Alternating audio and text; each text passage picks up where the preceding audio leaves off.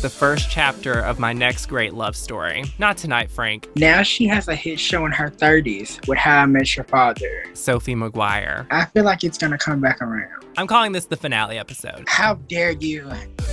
Hey Team Duff, it's Whitt. Thanks so much for listening to Duff Enough, the ultimate Hilary Duff fan podcast. This show is a celebration of the life and career of actress, singer, mother, and all-around icon, Hilary Duff.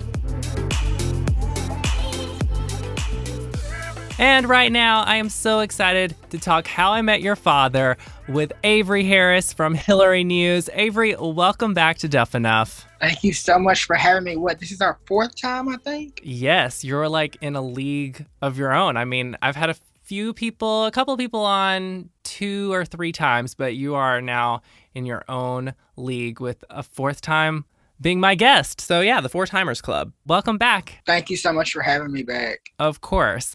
And for people who are seeing the title of this episode, and I told you earlier today, I'm calling this the finale of Duff Enough for now, because I feel like I did what I wanted to accomplish with this podcast, which was really go back and revisit all of Hilary's work. And then for me, How I Met Your Father feels like a great place to end. So it just feels like a great send-off. We'll see. Of course, I would come back if something happened with music or if something happened with Lizzie McGuire. Of course, how could I not? And I'll say some final words at the end that I'll record later. But excited and honored to have you back as the last guest, potentially, on Duff Enough. And Hilary News, I mean, oh my goodness, you guys are all on Instagram now, which I missed Hilary News for a minute there, and I'm so glad you guys are back. Yeah, we got suspended. We got suspended on Twitter. So we just moved everything to Instagram. So like I told the other guys, 10 years is a good run. Everything happens for a reason. And we started our new chapter on Instagram with this new show. So if you miss us on Twitter, just go to Instagram, search Hilary News, follow us there. Yes, and Hilary has followed you guys, so congrats. It's like you said, new chapter.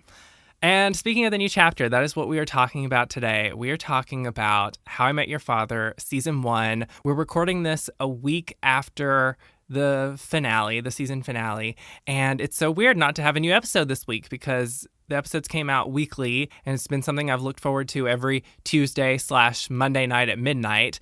And yeah, okay, can we just talk about, first of all, the fact that Hilary is on another hit show. I mean, her third hit TV show in her career. And you texted me and you said 2022 is like the best year for Hilary fans since 2015. And I think you're correct. It's so weird to think about.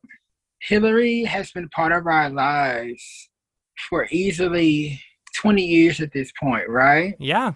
She's had a hit show in her teen years, Lizzie McGuire. She's had a hit show in her 20s with Younger. Now she has a hit show in her 30s with How I Met Your Father. I got goosebumps just now with you saying that. I'm so proud of her.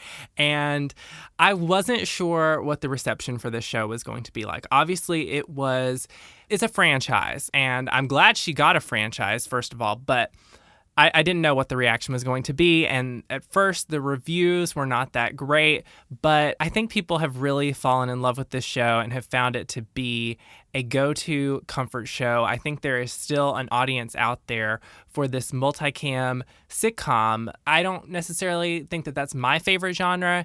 For whatever reason, people love that. They love that style, and they have fallen in love. They've fallen in love with these characters. Right. Those charts that we've seen of the show ranking in the top 10 each week of being the most viewed original show on streaming, it's a big hit. And Hello picked up for a season 2, double the order. It's coming back for 20 more episodes in the second season. That is unheard of now. Unheard of. I think this show is going to be one of those shows, kind of like, I'm not comparing it to Parks and Recreation. So let me just say that before I say my statement. The first season of the show, the critical acclaim to Parks and Recreation was not that good. Then it picked up as the show progressed. I think How I Met Your Father is going to be the same way. Season 1 critically didn't really do that good at all, if we're going to be completely honest about it. Mm-hmm. In like the YouTube videos where critics, started off with the show, they had to go back and, do updated videos and say, wait a minute, maybe we didn't give this show a fair shot. The last two episodes of this show were so of season one were so masterful in the way that they told the story. If the writers really punch up the writing, season two is going to be something really special. And I hope now my goal or my hope for the show is now that all 10 episodes are out, I hope people take time to discover the show for itself. And season two comes back and is a even bigger in numbers than season one started off.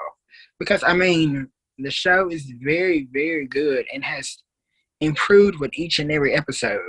For me, the episodes were kind of hit and miss, but yeah, the last 3 episodes, I was really like, okay, we are doing this. Like, I see what story they're crafting here. I see where they're going with this whole, like, who is the father and sort of the twists and turns that it's going to take. So I'm excited to see where the show goes, and it won me over by the end for sure.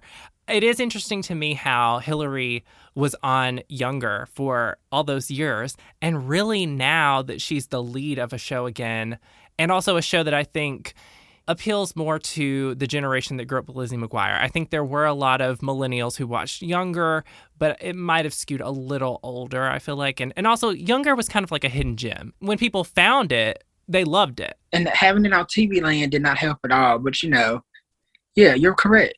Younger was a hit, yes, but now Hilary is back in the spotlight, this franchise show, a sequel to a hit sitcom from the early 2000s, and she's just having a moment, and I'm so proud of her.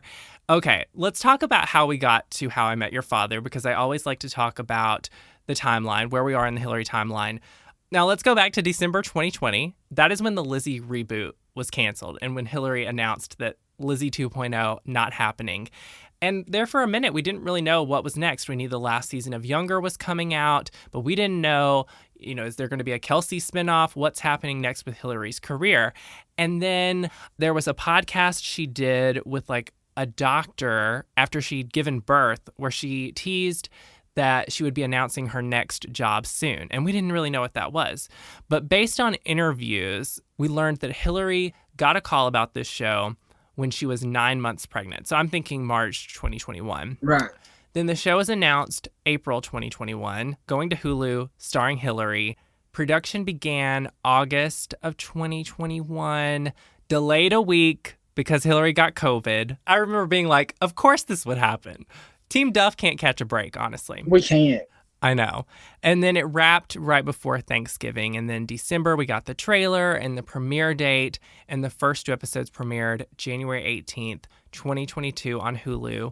I did a quick little reaction episode of the podcast, but we'll dive in a little more in this episode. Let's move on to promo, though, because we got a promo tour, despite the fact that this all started in the Omicron COVID season. We did get a great promo tour from Hilary, and honestly, one of the best ones we've gotten in a long time because she dipped out of Younger promo towards the end there. The promo tour all started with The Bachelor. I mean, what a weird choice, but also it worked. It was like, here she was on The Bachelor, all of these 20-something, 30-something people watching this show, and Hilary's like in the first 15 minutes, I want to say, appearing and like doing a bit where there's kids, and then right when we get to the first commercial break, we see a trailer for How I Met Your Father, and people, I think that got a lot of people interested and got a lot of people's attention, and she was trending on Twitter. How'd you feel about that move to see her on The Bachelor? Do you remember when this aired and we were like, ugh? I do. I've never watched The Bachelor before, but I guess, for Hilary, I will suffer through anything.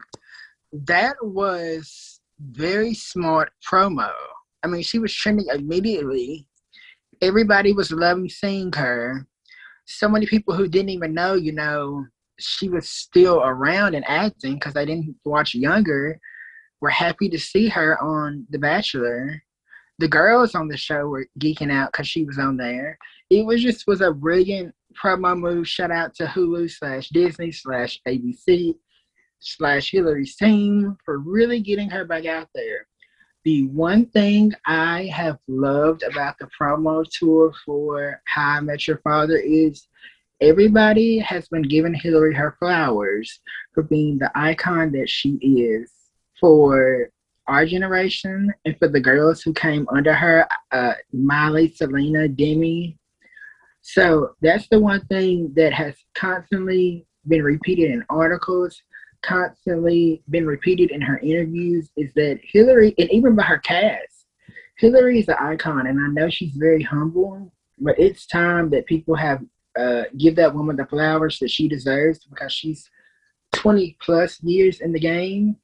And some of the girls who were around when she was at her peak are nowhere to be found, and she's still here. I got chills again. Yes, that was the narrative that I'm sure her promo team really wanted to happen. And I think it happened organically. I mean, like you said, she's been around for 20 plus years.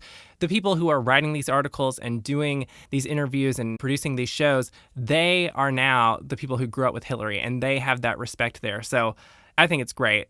She did all the big shows. She did GMA, Kelly and Ryan, Seth Meyers, James Corden, Kelly Clarkson. That was my favorite talk show appearance, was the Kelly Clarkson, I think. What about you? That's been my favorite one so far. Can we just say this?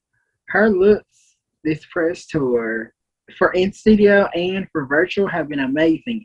I don't know who is styling her now, but they have her looking like the star that she is. I know. I loved her look on James Corden's show. I know a lot of people didn't like the baby hairs that she had and the whole J-Lo look-esque of it all, but I loved it. My favorite look was when she went to the How I Met Your Father pop-up experience, and she just had her hair up, she had on jeans, a tan button-down shirt, and like these heels or boots or something, and the jacket. I thought that was the best one. That was my favorite. And I love that TikTok that was everywhere. It showed red carpet video from 2003, and then it switched over to 2022, and it had the "This Is What Dreams Are Made Of" song that's been redone. Ugh. Her team has really been doing a good job lately. Yep, proud of everyone. I also wanted to mention some of the magazine covers she did and the articles. She did a New York Times article. My favorite photo shoot, I think, was Romper, and she had some pictures with May in those. And then Bustle as well. She did that like boho photo shoot. Loved those. Oh, we got to talk about the lie detector for Vanity Fair. That was great. I knew something from that was going to go viral. And it was the clip of her talking about her music and how she's not proud of everything and she doesn't remember most of the lyrics, which as a Hilary fan, we definitely know that's the case because she doesn't remember half of her career. Right. And I just loved how everybody was on Twitter in the quotes saying, what is she talking about? Her music is the soundtrack to our teen years. Yeah. We don't go to Hilary for vocals. We go to her for quality pop bops, and every time she serves us that, whether the album gets promoted or not, the songs are always quality. And that means a lot to us as fans because, I mean, we've grown up with this woman, and hopefully Matthew gets her back in the studio to record. So I want new dance pop music from Hilary. There was a lot of talk about music on this press tour, and I love to see it. Banks is going to get us new Hilary music. Yeah, I hope she annoys Matthew and Hilary to the point where, they go in the studio and cook us up something really good. Thank you, Banks. Bear, for sure. And then lastly, I was going to say that my favorite interview of this promo tour has been with the podcast For The Cut. And I just felt like that was such a great conversation, and Hilary really opened up in ways that I'd never heard about, some of the trauma that she'd gone through. And I want to hear more about that. We hear a lot of child stars who talk about the trauma that they experienced. And Hilary's opened a door to talking more about what she was going through when Dignity was coming out and all this. And can we just say, thank you, Hilary. She really gave the gay community their credit for her career in this press tour. And I loved it. Right. Love it. Well, let's jump into How I Met Your Father now. So I'll start with the cast here. We have Hilary in her first leading TV role since Lizzie McGuire. She is now playing Sophie Tompkins. Francia Raisa as Valentina. Chris Lowell as Jesse. Tian Tran as Ellen. Suraj Sharma as Sid. Tom Ainsley as Charlie. And Kim Cattrall as future Sophie. That's kind of our regular series cast there. And then I did want to mention a few reoccurring characters or important characters we have Daniel Augustin as Ian, Stoney Blyden as Jasper, Josh Peck as Drew, Ashley Reyes as Hannah, Leighton Meester as Meredith, and Paget Brewster as Sophie's mom, Lori. Okay, that's the cast. I love them. There's not a single character where I'm like, eh. I love the cast. I really do. And you can really tell that they have real chemistry together. Yeah.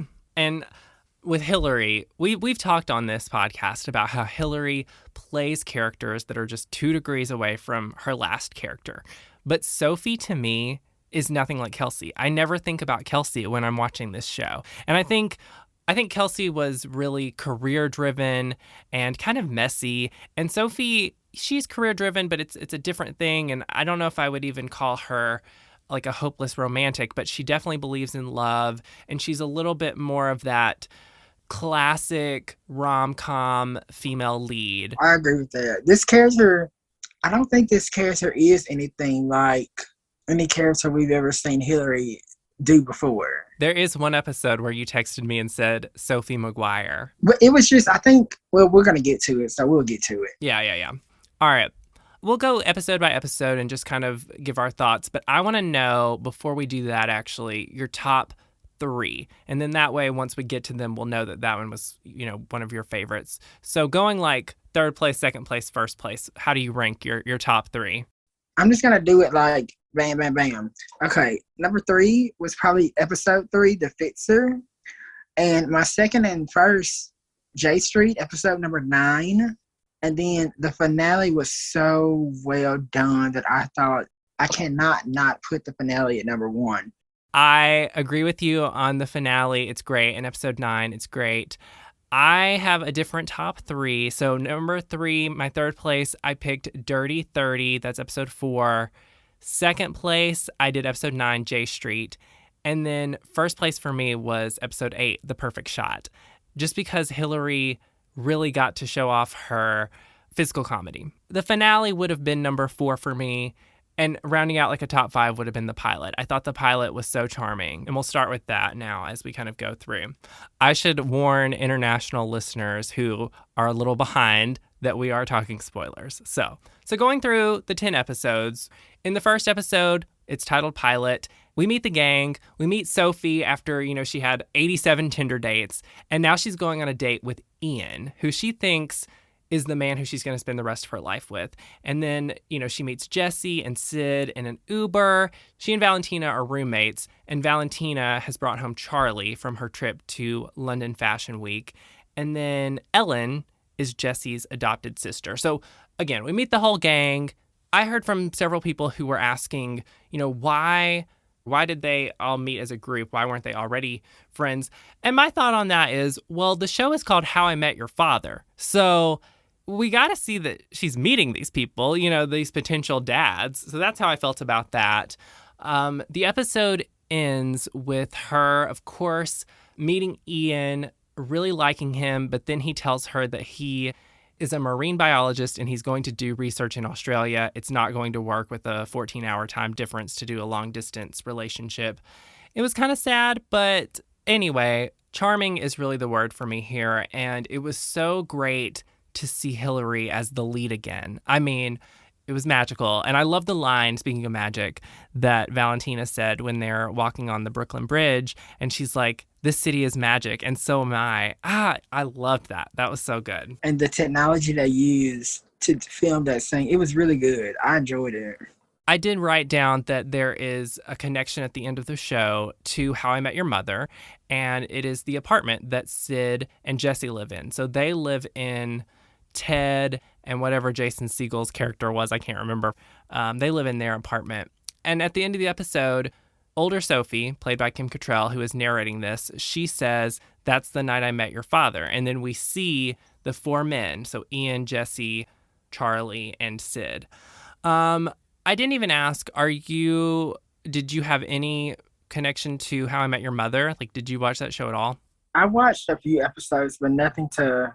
I'm such a fan. No, it really did. I mean, it's not a show that I would ever go back and completely rewatch because it's just so much, too time consuming. Yeah, I didn't watch it back in the day. I tried to watch a few episodes to get, familiar with it, so I might, catch on to those references that they were going to do.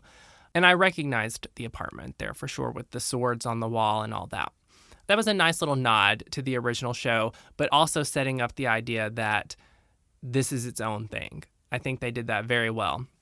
Episode 2 is called FOMO, and the gang goes to a club called Club FOMO, I believe. And there's like no photos allowed. There's a sensory overload thing going on where you go to like the candle room and the hula hoop room and the kids' candy room. Anyway, it was fun, I guess. This episode was pretty fun for me. I think the best part of it was hearing Hilary sing Drops of Jupiter. That's Sophie's comfort song. Yes, that was cute. Like, the writers knew we wanted to hear a little bit of Hilary singing, and we got it. I think possibly my favorite line of the whole series is in this episode, and it's where Valentina and Sophie are working out in the living room to a Jane Fonda exercise video, and Sophie is debating on whether to go to this club or whether to stay in, and Valentina is like, "You think Queen Jane stays in on a Saturday night? No, she's out on the town, crushing dick." And I died. The way Francia does Valentina is so... She's just a star. And, she's another one we've seen, grow up over the years, and we've grown up with her, and she just crushes it in this role as Valentina on the show. She does. And the delivery of that line was great. And I love her and Hilary together. I also noted that in this episode, Sophie wears the Jordan 23 jersey and the plaid button-down that we see in so much of the promotional photos that they did. And then also the theme music at the beginning, you see her in that outfit. By the way, love the little theme song that they did with Lennon and Stella. Ba, ba, ba, ba, ba, ba, ba, ba, ba. Puts you in that feel-good mode. Mm-hmm. And while we're talking about outfits, how did you feel about the styling on this show? It was interesting for me. A lot of plaid. And we found out that the stylist who was working on the Lizzie reboot, Hilary brought him back to do this. And I don't have his name. It's realistic. Like, on Younger, Kelsey was homeless, but serving us, high fashion couture. Rather on here, everything looks very affordable. And even in some cases, you see Hilary or Sophie reusing outfits. So it's very realistic in that aspect. Because Hilary said in an interview, I can't remember which one, they're going to be reusing outfits from season 1 and other seasons because they don't have any money. And she's a struggling photographer who cannot land a gig. Lizzie McGuire made it okay to be an outfit repeater, so it's fine. We got another great look in this episode, too, which is when she goes to the club and she has the space buns. And that outfit was totally a Lizzie look. So many people on Twitter were like, "We're not doing the Lizzie McGuire reboot, but I saved the costumes," or something. And it all makes sense now that we know, her stylist from the show is now doing everything on this show for her. Yep. The only line that was kind of cringe for me in this one was when the security guard is like, "No photos at Club FOMO. No, you gotta go, yo," and all that. I was like, no, that didn't do it for me. That was not the best. Yeah, they could have changed that line. Episode 3 is called The Fixer, and this was one of your favorites. Sophie is trying to fix up Jesse for dating. She's taking photos for his Tinder profile. And she also meets his vice principal. So Jesse is like a substitute music teacher at a school, and his vice principal, Drew, is played by Josh Peck. That was so heartwarming to see Hilary and Josh sing them together, even though I personally don't think that their characters had romantic, sensual, sexual chemistry as much for me, but there was still something really special about that. But why did you love this episode so much? I just saw Hilary really shine in the scene where she was taking pictures of Jesse outside the school, and she had the cute little moment with the kid, and it was just she just shined throughout this whole episode. She was shining in the first 2, but I'm like, okay, I see now why she got this role.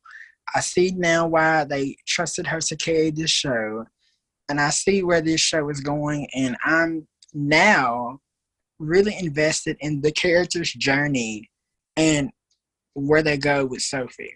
Yeah. I think the moment that I became really invested was at the end of this episode when she calls Drew, and we find out that Drew, so Josh Peck, was at the bar that night in the first episode. And so now he's potentially the father. I know we're gonna get to it, but God, I hope not. Okay. What else? Oh, yeah. We got to talk about the photographer Sophie thing. I put photographer Sophie ? Because they never sold me hard on the fact that Sophie is a photographer. That's one thing that I have to say from a critical standpoint they could have done better was Sophie's career. And I know that she's like a struggling photographer and artist, but I never really got that, okay, this is her passion and this is what she does. And I don't know, that seemed to kind of be pushed aside. That was one thing for me that could have been better. We did get a couple of moments in episode 3 and I think 4 where they did a wink about Hilary and Josh being child stars because he says, Drew is like, have we met before? You look familiar. And then she's like, no, I don't think so. But I was like, I know you have. And they even did a movie together, which Hilary, of course, didn't remember. And Josh Peck talked about that on the podcast. I died. Hilary does not remember working with Josh Peck on a movie. What was that movie shot? Canada? I don't even know. What was that movie called? How dare you? I know, I'm sorry. It's called What Goes Up. What Goes Up, yeah. Everybody sent him hate mail. He's not a real Hilary. No, I'm just playing. I almost said Stay Cool, but that wasn't it. No. But it's very on brand that Hilary does not remember shooting a whole movie with this man. And they had scenes together, which is the funny part. So, you know. One of my favorite moments with Sophie happened in this episode. And so I think we saw with Charlie got approached by this weird guy on the subway who like tried to stick his finger in Charlie's mouth. And he comes up to Sophie later while she's on the subway. And she's like, not tonight, Frank. And the timing, the delivery, everything. I love this show because they have Hilary do some stuff that you never thought Hilary would be doing. Like, it's very physical, but also the writing. The way they just punch up the writing, it's like, okay, this is my kind of show. This was also the episode where we got that line in the trailer about today is the first chapter of my next great love story. And I know this is one of your favorite episodes, but that moment of Sophie and Jesse on the subway together, they really had a heart-to-heart. And then we even found out about her mom. We got a little more info and heard from Sophie that, you know, the episode's called The Fixer, and she talks about how she's always been fixing people and fixing her mom. So I loved that. Right. All right, that's episode 3. Episode 4, Dirty 30, and dirty with multiple R's because we are referring to Christina Aguilera's song, Dirty. This is Sophie's 30th birthday party, which at first the party is going to be Christina Aguilera themed, and then it changes because as she is going out with Drew, she's finding out that he is more mature than she is, and she really wants to impress him by having a more mature party. And for me, this episode was such a classic sitcom. You know, we have a problem, which is the party. We have to pivot and do something else. How is this going to go wrong? And how are we going to solve the situation? That, to me, was classic sitcom. And I love that. This was a perfectly written episode, probably in my top 5. And there's another line in this one that was a wink or a nod where I was talking about with Hilary and Josh, because when he notices that some of the people still show up dressed like Christina Aguilera at first, she's like, well, haven't you heard the early aughts are back? Talking about the early 2000s. And I'm like, I see what you did there. They're back because Hilary and Josh are back on TV. And then what do you think about her pink sparkly party dress? Because outside of there being a birthday party or it being her birthday, I wouldn't have loved that. But because it was her birthday party, I really liked the pink dress they had her in. It was just given very last minute. That's all stuff we could find in the pivot of this party. The comedic effect of the dress was just, it was very funny to me. And I love at the end when they're up on the roof and she and Josh or Sophie and Drew are singing Dirty by Christina. Ugh, it was so good. I like how that's, 2 times now that Hilary sung on the show? Mm-hmm, yep. And I know we haven't talked a lot about the other characters, but I also appreciate that in this episode, we got sort of a sibling bond moment with Jesse and Ellen, because we find out that, like, their characters, you know, Ellen was adopted and their characters grew up with divorced parents and they didn't even live together. So I appreciated that.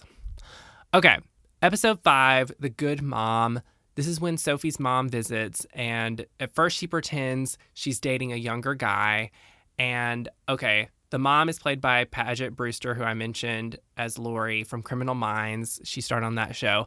The young guy she's dating, or supposedly, Mason Gooding from Love, Victor. I was so happy to see him on this show. I remember texting you like, oh my gosh, it's Mason. I like this episode. I know you do, and it wasn't my favorite at all. I think this was my least favorite. Ugh. Ooh, why? I didn't love the mom, and I know that there was supposed to be this whole thing with like Sophie really ending her cycle of fixing the mom, and that's what happened by the end. I don't know. And wasn't this the one where Ellen, like, the grandma died and she was hitting on the granddaughter? I didn't care for that storyline. I just didn't like this one. I think I enjoyed this episode simply because we saw what kind of mom she was. Now, did they have a messed up relationship? Yes. Was the mom perfect? No. But I found it touching because I said, okay, this is why Sophie is who she is. And instead of just talking about it, like they did on Younger, they just talked about it. We see it, and we see how she's moving past the hurt because she now has to focus on herself and not worry about fixing somebody else's problem. That's why I love the episode. No, that's a good point. That's a good point. Also, can I just say, note, I want to meet Sophie's dad. Yeah, there's potential there. Also, I'm very curious about if there's going to be any sort of relation to any of the characters in the other series. We know her last name is Tompkins, but I didn't see anything online about how that could have a connection. Okay, episode 6 is called Stacy, and in this episode, Sophie learns about Drew's ex, and she just cannot focus while she's on a couples retreat with it's Drew, Sophie, and then Sid and Hannah.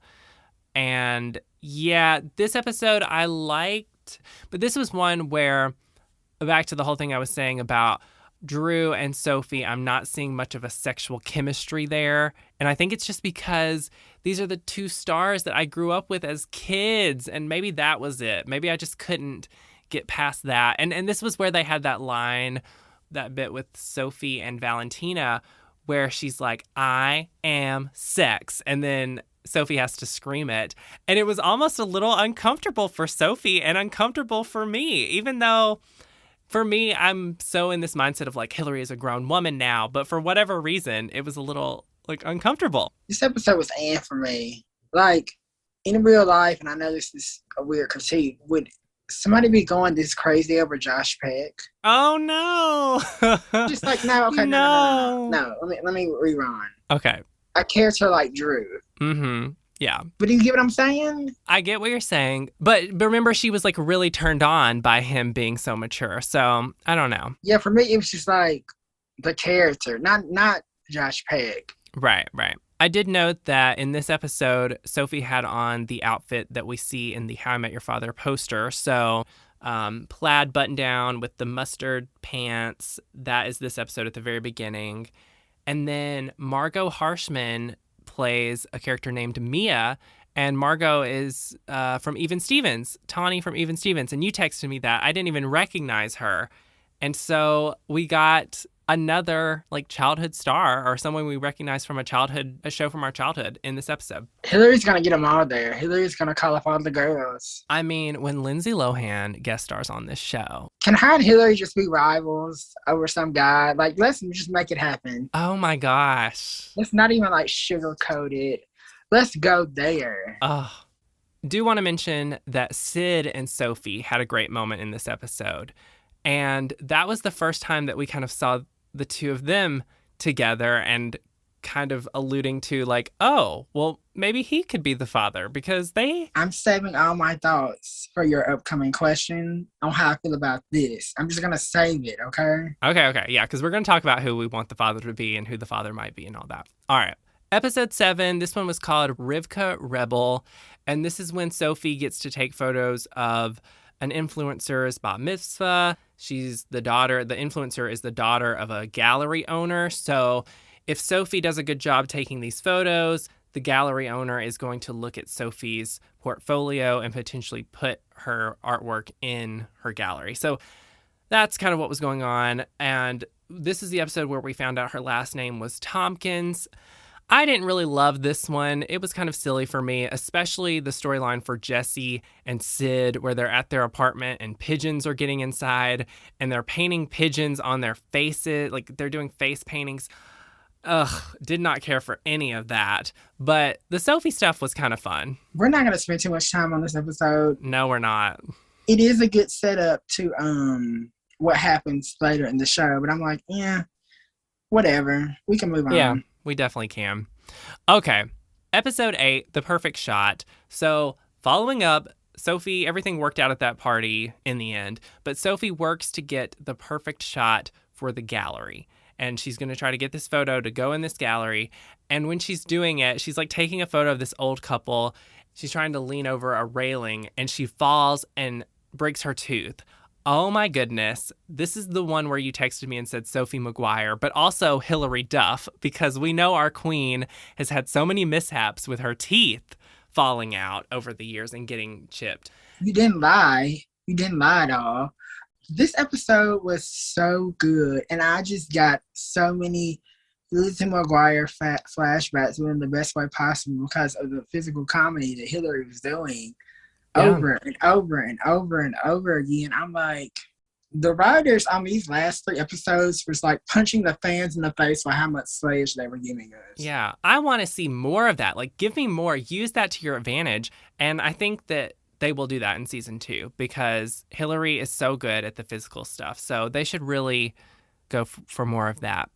But what ends up happening here is that Sophie and Jesse spend the day together because he takes her to the dentist and it's a whole thing. But they talk about their dreams as artists because Jesse, he is a musician and his songwriting partner and ex-girlfriend is played by Leighton Meester. And there was a viral video. He was the proposal fail guy. We didn't talk too much about that. But anyway, they talk about their dreams as artists. And Sophie realizes that, you know, Jesse, he appreciates dreaming big and following your dreams. And Sophie and Jesse, their chemistry has been building as the show has gone on. I think in the second episode, we find out that they, you know, have the same comfort song. And even in the first episode, when she got out of his Uber, Sid was like, you like her and all this. So that was building up to this. And then now that they have spent this day together and had a moment, it all leads up to a big kiss at the end of this episode, which was so good. I could not, I was clapping by the end, but I should say first that Drew kind of drops the ball a little bit and he makes Sophie feel like he doesn't really care about her dreams and that he doesn't believe in her. It's not super dramatic like that, but he makes her feel that way. And so then she goes back to Jesse and they kiss. And I was like, oh my gosh, this is happening. And this is also the episode where Meredith, Jesse's ex, comes back, played by Leighton Meester. And now we are setting up a love triangle, which I love. I love a love triangle. I do too. Okay, so that was episode 8, my favorite episode. And then episode 9 is J Street. And this is when Meredith is back. And in episode 8, she didn't see Jesse yet. But now Jesse goes to talk to her because she has a new song out called J Street. J meaning Jesse, and she's kind of talking about missing him in the song. And so now there's this question of oh no, are Jesse and Meredith going to get back together right after Sophie and Jesse finally kissed? And then Sophie goes to break up with Drew. So the episode, Jesse and Meredith are having a thing, and then Sophie is breaking up with Drew. She has to meet Drew's parents. It's a whole thing. But I really liked this episode. I do too. So this is the episode that leaked early, remember? Oh yeah, it dropped on Hulu on a Friday or something. You sent me a text, Avery. The episode 9 is that early, and I was halfway asleep at 6:00 a.m. But this episode was so good, and I was like, at first I was kind of lost with this had the couple with the boat in it, right? Yeah, I think this is where we got introduced to the couple with the boat. So future Sophie, Kim Cattrall, is telling the son the story of how, she met his father, and she just randomly starts talking about this captain and his wife who they're getting a divorce, and it's boats. I knew that had to be something with the original, and it was, but I didn't know. Right. So anyway, this episode, this is a good one. The whole time you're wondering, is this going to work out? Should Sophie really break up with Drew? Because it seems like Jesse and Meredith are working out, and he's going to take her back. But at the end, Sophie is supposed to have a date with Jesse, and she goes to sit down at the restaurant. Yeah, then it's left on a cliffhanger for the last episode, for the finale, to find out if he shows up. And he does. He is not getting back with Meredith. And then Sophie and Jesse hook up. But episode 10 is called Timing is Everything. And after Jesse and Sophie hook up, she hears him say in his sleep that he loves her or something like that. I love you. And it just really overwhelms her. She's not ready for that. And so that's what the whole episode is about. She tells him that she's kind of uncomfortable with that idea, but he didn't seem so uncomfortable with that idea. So a little bit of a conflict there. She winds up getting advice from Robin from How I Met Your Mother. So she goes back to the bar. Yeah, she goes back to the bar from How I Met Your Mother, and Robin is in there, who's played by Kobe Smulders. I was really surprised by this. I was not expecting her. I was expecting the guy who played Ted Mosby to be in this. Josh Radnor? Josh Radnor, yeah. I was expecting him to be the How I Met Your Mother guest star, because I knew that was going to happen. I knew there had to be an appearance. And how great was it to see Hilary with Kobe? Like, I loved that, because... Did you see what Kobe posted on Instagram stories? She said, "I love you, Hilary Duff." I love that. And she's like a big Marvel star now. And yes. So that was great. It was great. This is the line, or this is the advice that Robin gives Sophie, which is just that timing is everything, because Sophie really just told her all about this relationship with Jesse and all her problems. And then she goes back to Jesse, and by the time she gets back up there, Meredith is up there and at his apartment, and now they're back together, I guess, or that's what we're led to think. And then Sophie walks away. And so the episode ends with Sophie being at the gallery where her photo is about to be displayed. The whole friend group is there except for Jesse. And going back to the whole captain and the boats thing, again, we don't know what this is about. If you were a fan of the original series, you know those characters. But it turns out that the captain, he has a boat in Australia, and now his ex-wife, in the divorce, she's getting the boats and she's going to sink them.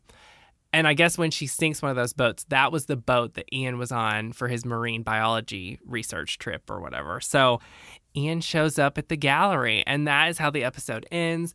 And I loved it. I loved it. It was full circle. It was clever. It was great. A great way to end the first season. Right.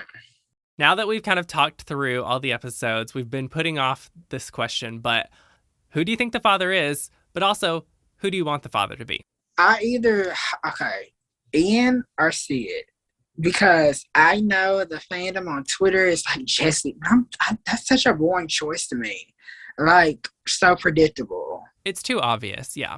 I'm kind of on board for Ian, honestly. Like, I think Ian and Sophie have the most, going back to what I was saying about sexual chemistry, like, I have that with them. But the Sid and Sophie chemistry is there too from that one episode. I heard one interview or read one interview where Hilary was saying that she didn't want Sophie to like cross the line with her girlfriends of dating their exes. And that's interesting. Like, how is she going to date Sid, or how's she going to date Charlie? Because you would imagine, or you would think that at some point, since they presented those characters as being the potential dad, we will see Sophie get with him at some point. So it's a lot of question mark. And honestly, for most of the series, I didn't care about the father. That was something that I kept thinking as the first few episodes were coming out. I was like, I just don't care about who the father is or who Sophie's going to be with. I really think that Sid or Ian would be the ideal, not obvious one. Or someone new comes in. I don't want them to add too many new possibilities. You know, we got Drew, and that was kind of like, oh, it might not be one of the guys that we met in the first episode. It might be someone new. Don't do that too many times. I'm like, can we not keep going back to the first night they met? Can we not? We could do it maybe like one more time, and I'd be okay with it. If a great guest star wanted to come on and do an arc or something. But other than that, no, we can't do that a million times. Expectations for season 2. I think we've talked about how we really want them to step it up with the writing and really use Hilary's physical comedy to their advantage. What are some of your other expectations for season 2? I want to know how Sophie and Valentina met. And I want to know what happened that one Halloween that they brought up in season 1. Oh, yeah. We got to find out about that. Yeah. I also have to prepare myself for the fact that coming into season 2, like, we're still going to get many episodic episodes, meaning, not every episode is going to be about this overarching story of, like, who's Sophie dating or who's the father. That's not going to happen every time. I've even read where the writers said that wasn't going to happen every time. So I have to brace myself for that, but I do prefer the episodes that are a little more serial. Another thing I wanted to talk about as we wrap up here, do you think that this show was the right move for Hilary's career? Most definitely. Most definitely. I hate to say this, but Hilary doing How I Met Your Mother was a bigger career move than her doing. She's gotten more press off the one season of How I Met Your Mother. Father. Yeah, How I Met Your Father, sorry.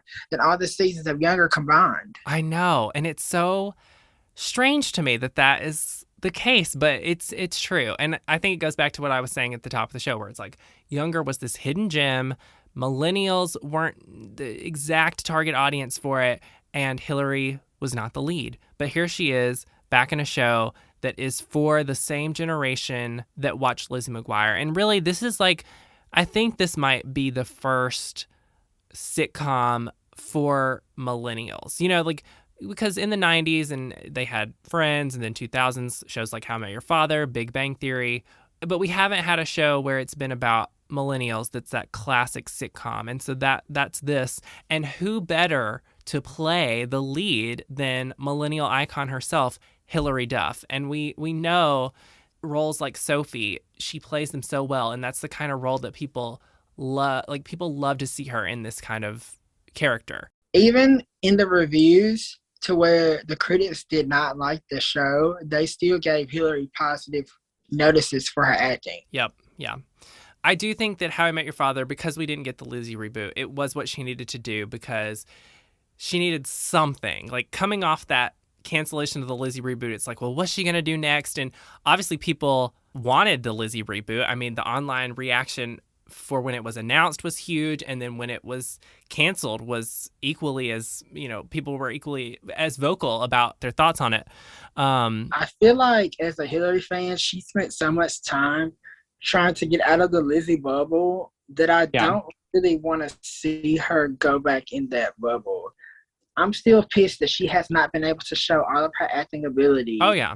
We know she has. Now, I don't know if that's because they're not giving her the roles, or she's not going into auditions for the roles, or whatever the case might be. I'm still pissed she has not been given the chance to show all of her true colors as an actress. I think that, no, this doesn't satisfy me in terms of how I was, looking forward to the Lizzie McGuire reboot. I was so excited for that. And you were talking about Hilary trying to get away from that for so long. And that's how I felt about it, too, for a little while. Like, whenever the reboots all started happening, I was like, please don't do Lizzie McGuire. One reason being, I don't want them to ever ruin my favorite show. Two, Hilary has got to get past Lizzie McGuire. But I think what happened was Hilary got excited creatively about what they were going to do with the Lizzie McGuire reboot. And I know there was a whole thing with Disney Plus and their branding, and how maybe when they were developing the Lizzie reboot, because Disney Plus was not established, they weren't sure that it was going to be all for families and kids, but then it was, and they couldn't do it, and blah, blah, blah. Like, I get all that.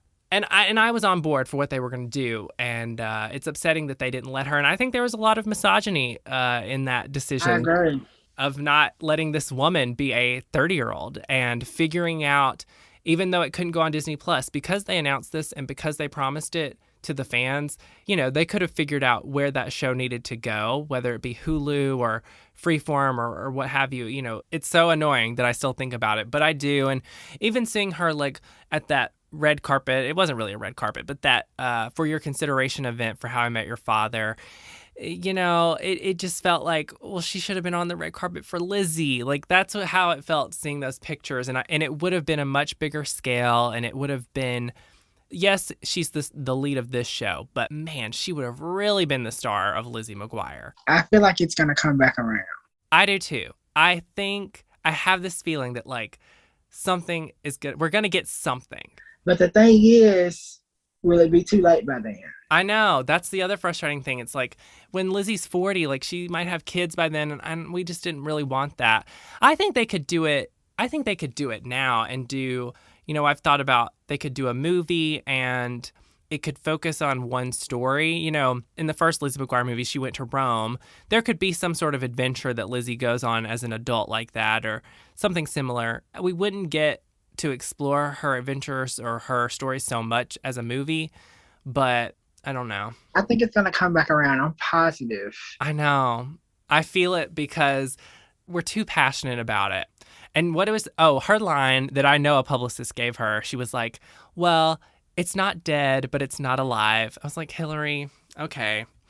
So That's her we'll go-to see. line now. That's her go-to line. That's it what really I'm gonna start is. saying about my love life. It's not dead, but it's kind of alive. Yep. I think I said all I want to say about that. All right. What do we want to see next from Hilary? I definitely want to see her do some movies in between How I Met Your Father. And of course, I want music. Do we want a standalone single first, or do we want a single and then an album?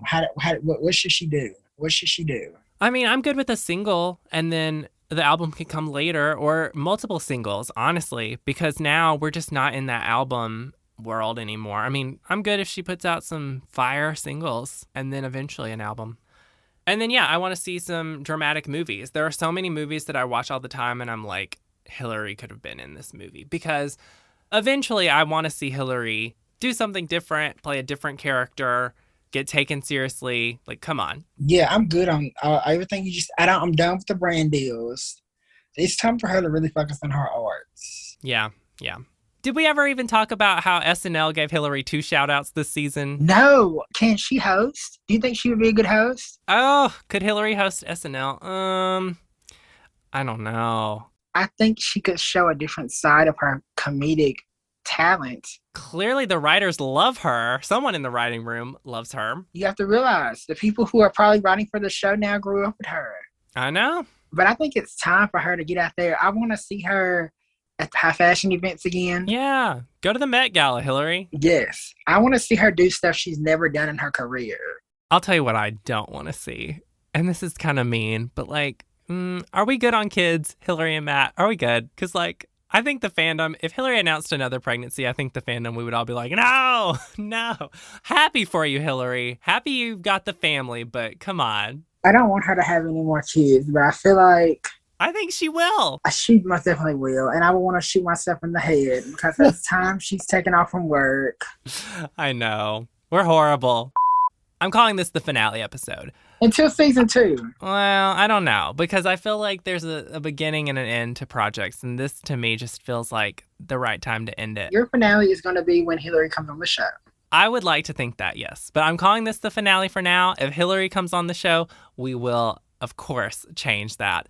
And if something happens with Lizzie, and if something happens with music, I got to come back for that, right? You better. Yeah. Well, I have something to say. I am so proud of you and all the work that you put into this podcast, because you know the Team Duff is a very small but passionate community. And the work that you've been able to do with the podcast, and I mean, you got the director of Lizzie McGuire movie on here. Who else did you get? The director of The Perfect Man, right? Yeah, and Cinderella Story, yeah. You've done so much hard work and so much research and so much time, because we recorded those episodes at the end of 2019. Of course, the pandemic happened, and you could have easily folded with the podcast and not continued to go on, but you still went on. You still, put out top tier quality episodes, and who else but you could have done this podcast? So I just want to take the time to give you your flowers, because you deserve them, because you worked really hard on this podcast and putting everything together, getting incredible guests. And we're going to try our best to get Hilary on this show so she can see and hear from somebody who truly knows her catalog in film, in TV, in music, somebody who's been with her from the very beginning. She needs to hear about how much she means to people, because, according to Hilary, a very small group of people like no bitch, millions of people worldwide like your music, and we do not care. That she needs to hear how much she means to people. I mean, she knows, because she said it. My fans have stuck with me through bad projects. Yeah, girl, we have, and it's okay. Yeah. But I wanted to give you your flowers because you deserve them and because you put on an amazing podcast. And this podcast has done numbers. And I'm excited that you chose me to be your next to final guest because we're going to try to get Hilary on here. Yes. Well, I appreciate that. I will leave all that in there because it was very kind of you to say. And yeah, I just wanted this to be a podcast where I got to reminisce on so many nostalgic movies and albums and talk to fellow fans, but also just my friends who are Hilary fans and that I have this automatic chemistry with. But I will say, like, one of the best parts has been connecting with Hilary fans around the world. And I was already connected with some, and I knew you, but like we didn't know each other like we know each other now. We're texting buddies now. We got our thing. Hopefully one day we can meet at a Hilary show when she eventually goes back on tour when we're like 50. Oh. We're going to rock out and sing songs from like 2003 when I was like 12. Yeah. But yeah. And I'm going to have some final words and final thoughts, but yeah, that's pretty much it for our How I Met Your Father episode. And so, Avery Harris, thanks again for being on Duff Enough, as always. Thank you so much for having me. I love Team Duff. Make sure you follow Hilary News on Instagram. And just shout out to all the Hilary fans because most of us have been in this game deep for like 20 plus years. And we just keep supporting Hilary no matter what. And that's how it should be. Yep. Team Duff.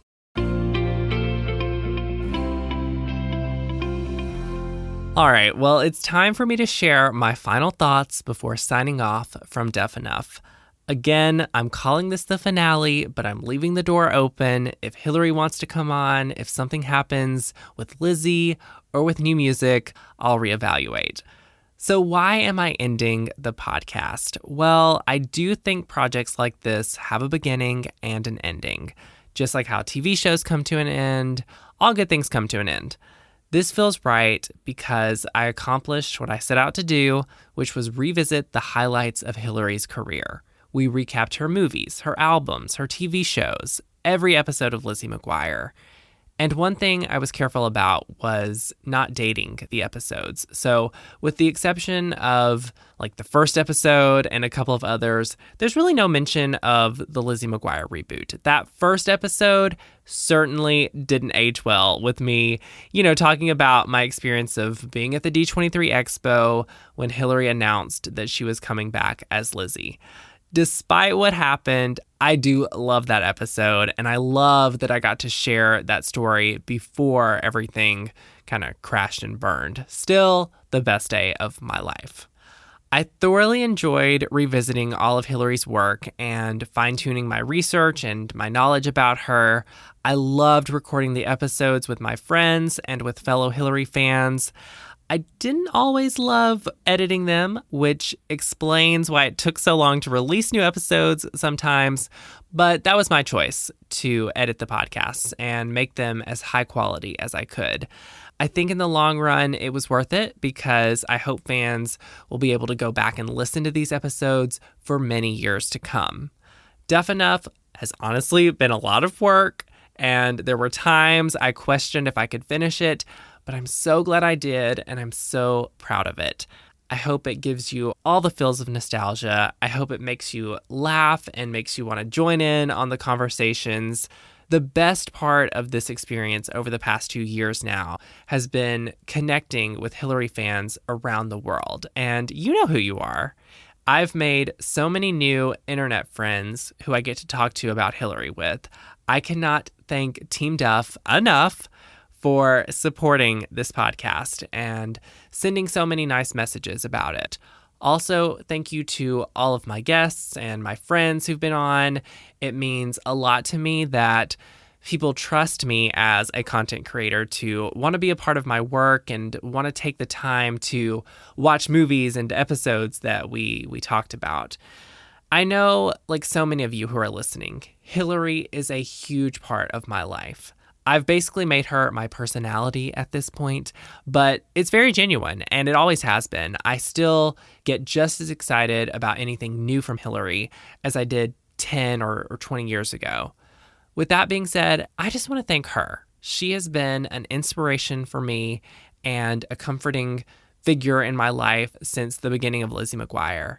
And I get asked sometimes, what is it about her? Why did I connect with her?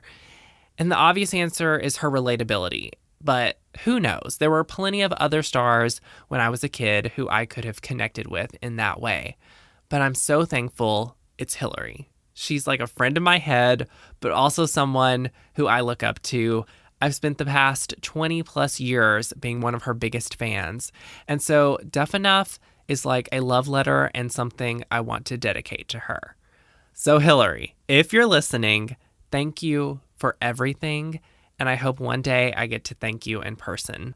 Even though the podcast is ending, I can't wait to see what's next for us, Team Duff. I'll still be active on the Duff Enough socials and talking to fans. So it's not really over. This isn't goodbye.